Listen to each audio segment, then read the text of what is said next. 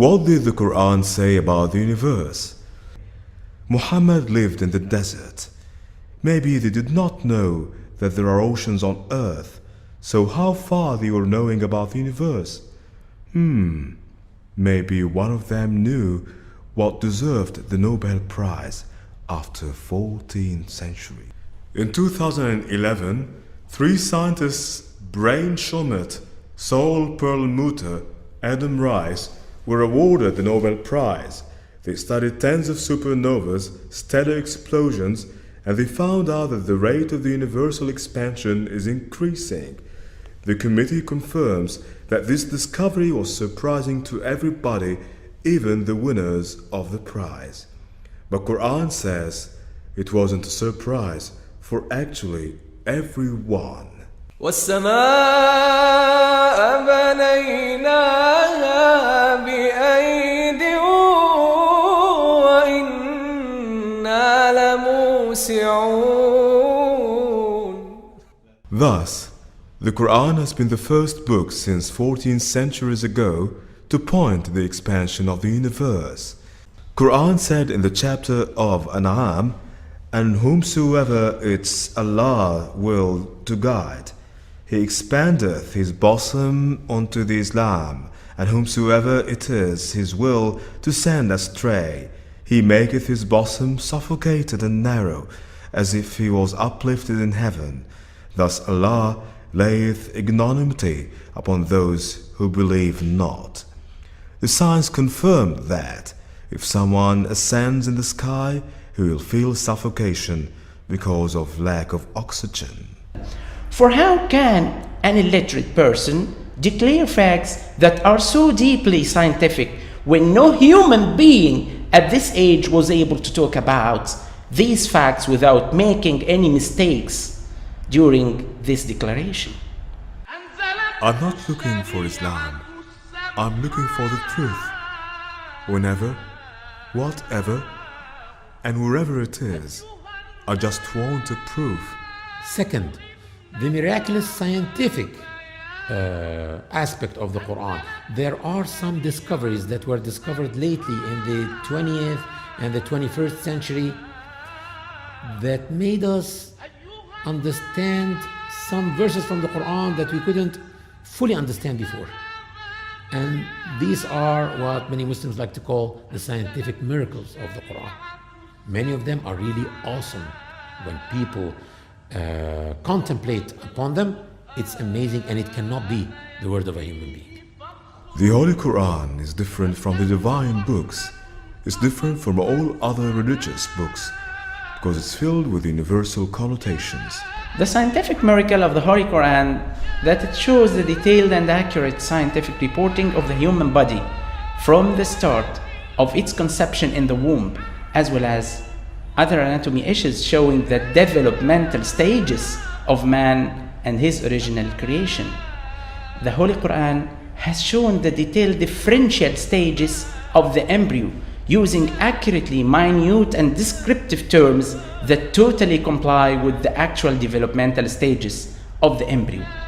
Allah, the one and only God, said, وَلَقَدْ خَلَقْنَا الْإِنسَانَ مِنْ سُلَالَةٍ مِنْ طِينٍ ثُمَّ جَعَلْنَاهُ نُطْفَةً فِي قَرَارٍ مَكِينٍ ثُمَّ خَلَقْنَا النُّطْفَةَ عَلَقَةً فخلقنا العلقة مضغة فخلقنا المضغة عظاما فكسونا العظام لحما ثم أنشأناه خلقا آخر فتبارك الله أحسن الخالقين. Professor Dr. G.C. Goringer, the famous embryologist teaching at Georgetown University in the US, said, "The Quran's description and illustrations of man creation steps is the most accurate description that we or anyone will ever find." But what's the element that's involved in every living cell in all organisms? This needs a biologist, But if you say in the desert 1400 years ago and told someone that everything you see has got water in its composition, he wouldn't have believed you for sure. وجعلنا من الماء كل شيء حي أفلا يؤمنون. There was no proof of that fact until the microscope was invented. So, we had to wait till it was discovered that the protoplasm, which is the main substance in the cell, is about 80% water. So in 1694, it was a theory which is called the pre-formation creation, and this is supported by Hart Zucker, and he has shown that the man created from the sperm only, and he introduced a drawing to this which was laughing now if you see it. By 1839, the two Germans, Schwann and Schleiden, has identified the cells of a man, and they mentioned that this is the fundamental for the human creation. By 1985, those scientists has realized that the sperm is a living cell as well as the ovum. خلق من ماء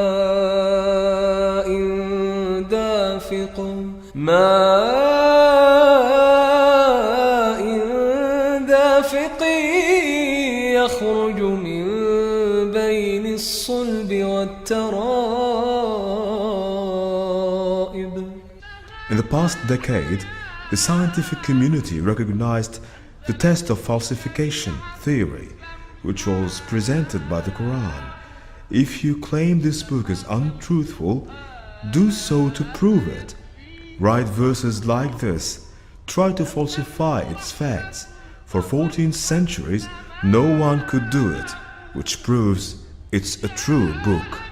In 1875, the German scientist Hertog has registered a notice for how the sperm fertilizes the ovum, and he proves by this time that they are equally participating in formation of the fertilized ovum, and by this time he was the first man to describe the fertilization process between the sperm and the ovum. So before all this, the Quran has described all these stages with a miraculous accuracy, showing the stages, the developmental stages arranged in a proper way without using any of these techniques and endoscopes. There's a trait in the Quran that does not exist in any other book.